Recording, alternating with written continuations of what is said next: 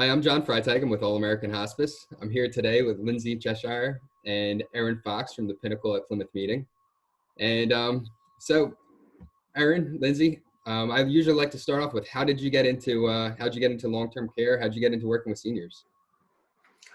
I actually started out as a business office manager at another community, HR manager. And once, I left, I decided that I wanted to do marketing, and worked at another community for a couple of years doing marketing, and realized that it was definitely for me.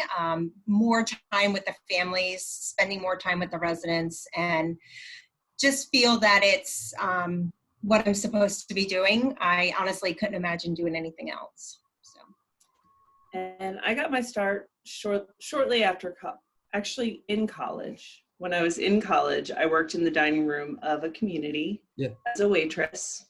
When I graduated from college with my degree in education and my certificate to teach, I decided I didn't want to teach. And that was the end of it. And so I got a job in the community that I was a waitress in, did activities, and moved around a couple times, got into marketing, and I love it. That's awesome. I actually started in dietary also. I was in high school, dishwasher, and moved up through I didn't planning on doing it either. I did criminal justice in college, so you never know where you're going to end up. That's great. So you guys are opening up a brand new community. Have you guys done that before? Have you ever opened up a new building? No, I actually have not. I came actually from a community with only 54 apartments, and I am definitely 4 times that now. So we'll have 197 apartments. So this is definitely, a first. It's been a challenge, but it's been incredible at the same time. So it's been a lot of fun, stressful at times, a lot of long hours, but and watching a building go up from the ground up is incredible. It's, every day you look at it and it's like, wow, I'm going to be here for this entire process. So definitely enjoying it.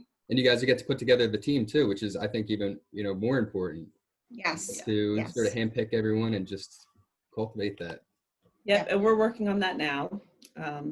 And if anyone's looking for a business office position, we are hiring a business office manager still. And I think we have an activities person. Yeah. We have somebody in the works. For activities. But it's really fun. It's really fun to do that. I've also never opened a building before. So I've worked in old buildings, really, really old buildings, like with old historical mansions. And I've worked in a relatively new build, but I didn't open it. So. Yeah. And I think it's the team like that you guys are putting together. I think that's what really counts. You could have the nicest building in the world, but it's really the people that are providing the care and the people that are there to answer questions. Like you guys are so dedicated. We're just talking about, all the nonstop calls on the weekends and, trying to help everyone. I always say it's not about the bricks and mortar. It's about what's going to happen inside, which I think is the most important. For sure. Yeah. And I think, you guys will come out even stronger having to do this during the pandemic, and it's a learning experience for everyone, but yeah. Absolutely. so what we wanted to talk about today, to try to make it more of a learning experience, is talk about moving into a long-term care community. So what could someone expect when they're moving in? Well, they can expect a pretty big change in lifestyle. Now, some of our depositors are coming from their large homes, where they're downsizing their belongings. They're getting rid of stuff. They're trying to give stuff to their children, or they're giving it to Goodwill or whatever. And that's a big adjustment. Some of our other depositors are moving from apartments, which makes it, a little bit easier, but it's still, it's a downsize, it's a lifestyle change. What I say on the receiving end of that, we do everything we can to make it easier for these people. We have resources, we have people So to anybody who's interested in moving into a community, the sales directors or community relations directors are generally, you know, the driving force. They're going to give you resources. They're going to help you, whether you're an adult child helping your parents, or you're a resident, you know, looking to be a resident yourself. Right. And, you know, when we do meet with families, I mean, I've noticed, like, as far as independent living is concerned, it's been more of who's going to be the resident that's been reaching out. I do have, you know, some children of, you know, residents that are coming saying it's time for mom and dad to downsize. We want them to be able to be in independent living still, but want them to be able to, you know, as they would need care, to be able to have that, you know, progressively. Right. Or do you think people are being proactive enough, like they're getting into independent living sooner than later and being able to take advantage of it? Not everybody. Yeah, not everybody. People wait too long. Some people do wait, you know, a very long time, you know, but then there's some who are, I need to make this decision now, you know, I need to make this change now, and don't want to do it when it's too late, you know. So, but, you know, when we meet with them, you know, we tell them everything that we have to offer. You know, you know, the community feels like a home for us. You know, we always, you know, joke and say, you know, when we're out on the road somewhere, I'm on my way back home, or when we're leaving at night, do you have your house keys? Yep. You know, or, you know, when you know, the building's going to be our home. That's, you know, so, yeah. I mean, that's how we feel. So once, you know, we tell, you know, the families that, and the residents, they're like, wow, you know, they're really in this for the right reasons. Right. And the other big question is, so you guys work, you know, for the Pinnacle, are you going to move to another community when another community opens up? And we say, no, you know, this is our home, because they don't want to go from one person to the next. They want consistency. Yeah, and sometimes you see that in communities where they just have people come in and open up the place and they're going on to the next one. So right. Right. You guys are going to be there for the long haul to help them transition and everything. What do you think the number one question that you guys get for, like, prospective, you know, move-ins? Number one question or concern?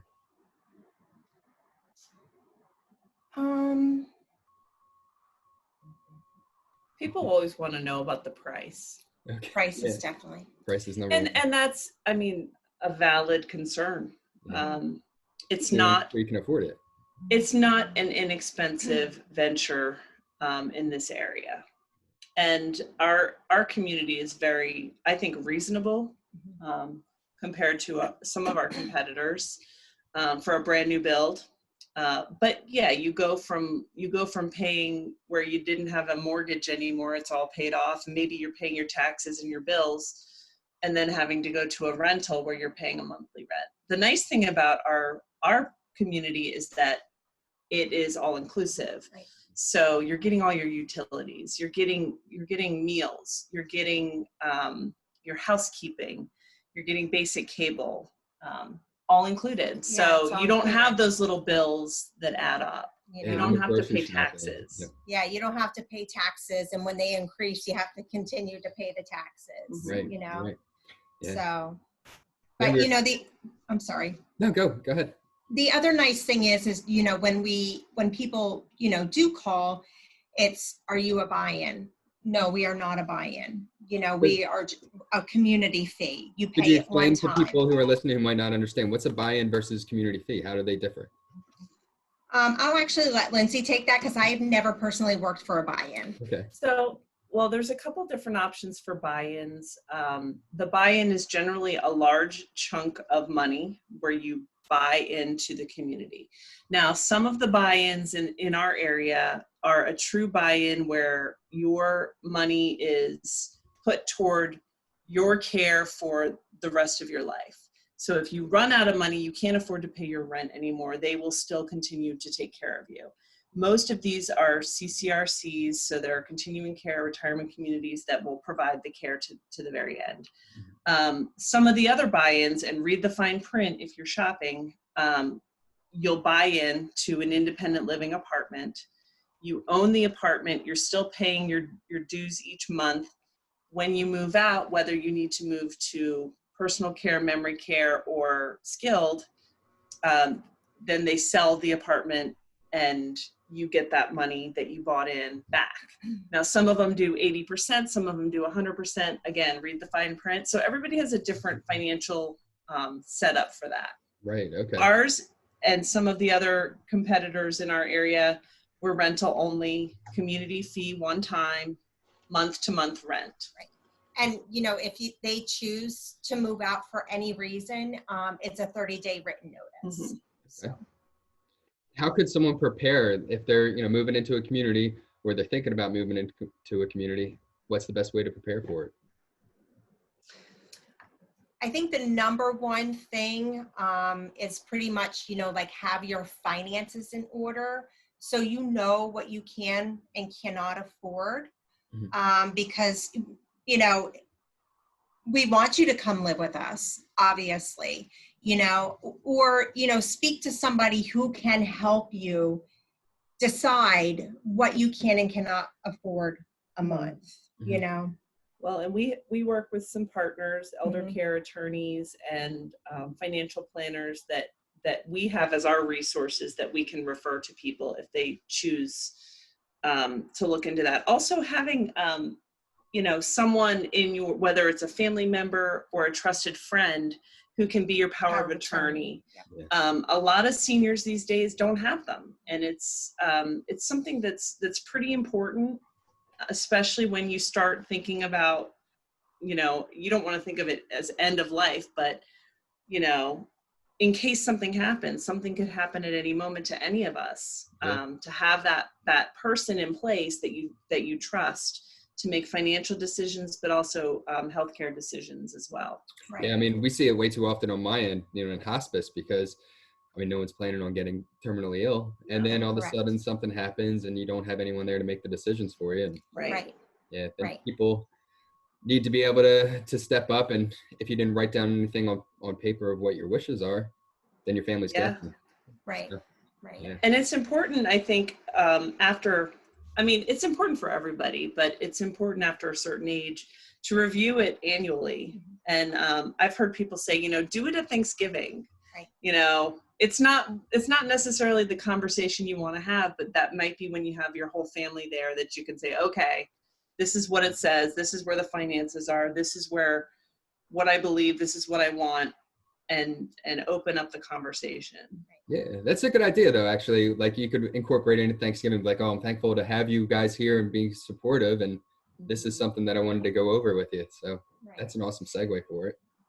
And you know, the other thing is, you know, when we do talk to families, if they're doing the research for their family member, you know, independent living, even with personal care, well, assisted living, personal care, or memory care, you know, it's, you know, we have to think about it. We have to talk about it. And I always say, yes, please take your time, talk about it, discuss it with the entire family, because this is a big decision for your loved one. You know, this isn't, you know, like, okay, I want my parent to move in tomorrow. You know, everybody needs to be involved and discuss what's best, what community is best, where are they going to get the best care at, or the amenities. You know, things like that. They have to think about those things too. And the location too, like what's convenient for everybody. Right. Because it's no good for anybody if there's one family member who disagrees. Right.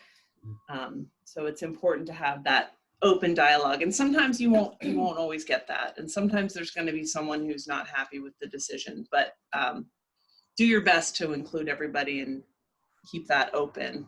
You guys are like combination of realtors, social workers, admission people. We are. We do it all. Yeah. Wow. But ultimately, we care about the people that we deal with, and we want the best for our depositors, for our soon-to-be residents, and for anybody who thinks that the Pinnacle is a good choice for their loved one or themselves. Yeah. I mean, obviously, you want someone who's living there to be happy with their decision, because you want them to stay there. You don't want to bounce them around. It's not good for them. It's not good for you.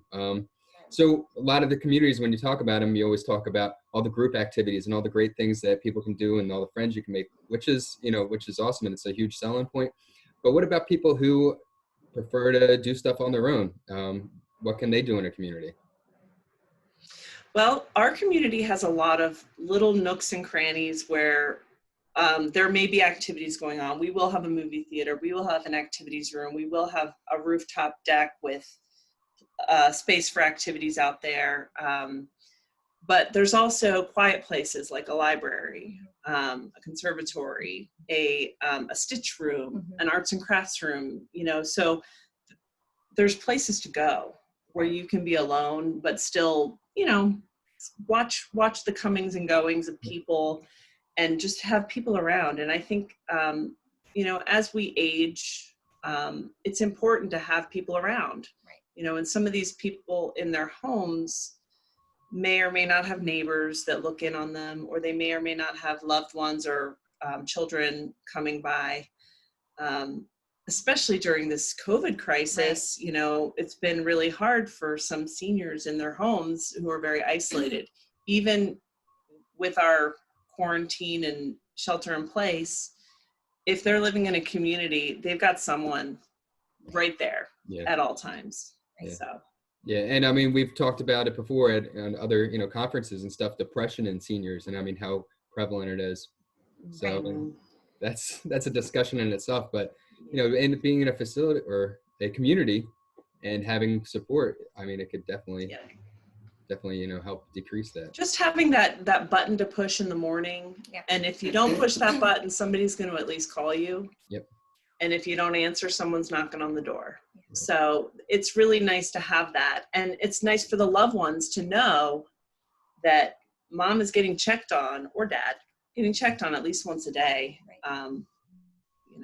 Yeah. Is there any misconceptions or anything that you've heard about senior living? Anything that comes up often that you have to be like, no, that's not really what happens? I think the biggest misconception that I've dealt with in my experience is that that we're going to do everything, that, and talking about the people who wait too long, and then they're shocked at the sticker price of what it costs to have the care. And so managing the expectations is something else that we both do. Right. Do you want to speak to that at all?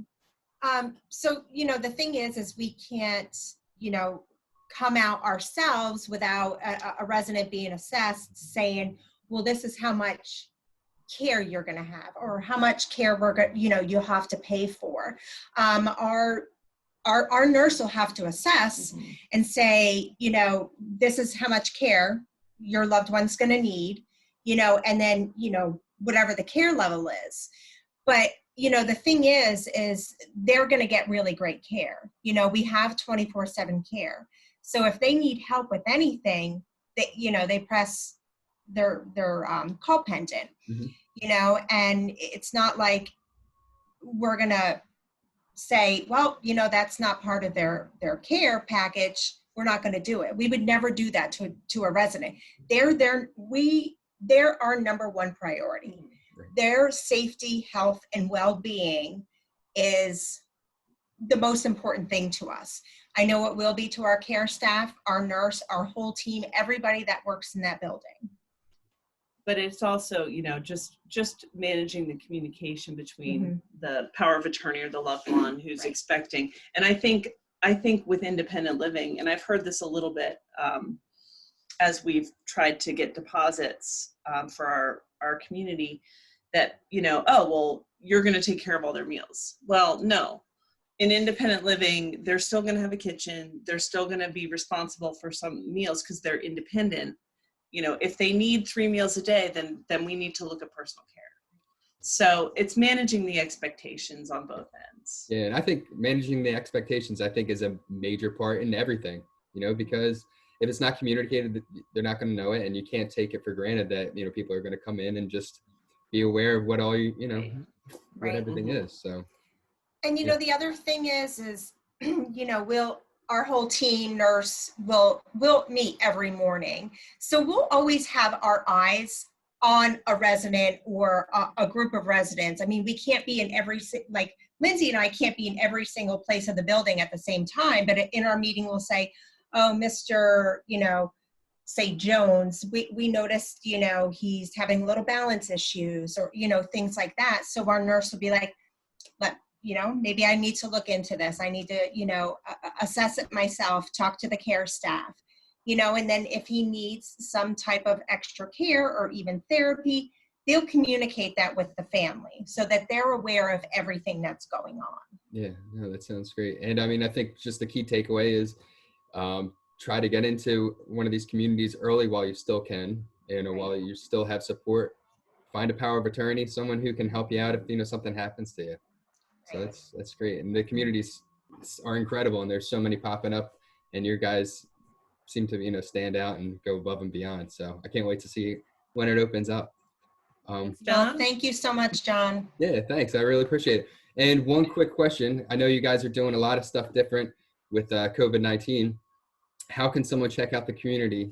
You guys have a YouTube channel, right? We do. Okay. We have a YouTube channel. We've gone to one of our sister communities. We've done quite a bit of filming. Once in a while, we can sneak into our building and do a little video. We are doing virtual tours as well, which people have been very appreciative of. And, when they're looking for an apartment, we actually have big floor plans. We'll take a picture and send it to them. And, they'll say, well, I like this apartment, what's the square footage, and things like that. So it's working. That's cool. It's working. And we are hoping that once we are in the building, once we get our certificate of occupancy, that we can do more of the virtual tours of actual units. Right. Right now, we're limited to when we can go in. So, we're dependent on the. So we're using the YouTube channel, and we are offering some nice incentives for people who, because right now it's hard, if they're ready to make a decision and they want to look at us and they want to deposit with us, we have some nice things to offer. Cool. Well, I love your innovation. I like watching everything you do. You guys really click together. So thanks so much. Thank you. Thank you. All right. Thanks, guys. Oh, and I'll include all your YouTube link and all your contact information in the comment section below. Thanks. Excellent. Thank you very much.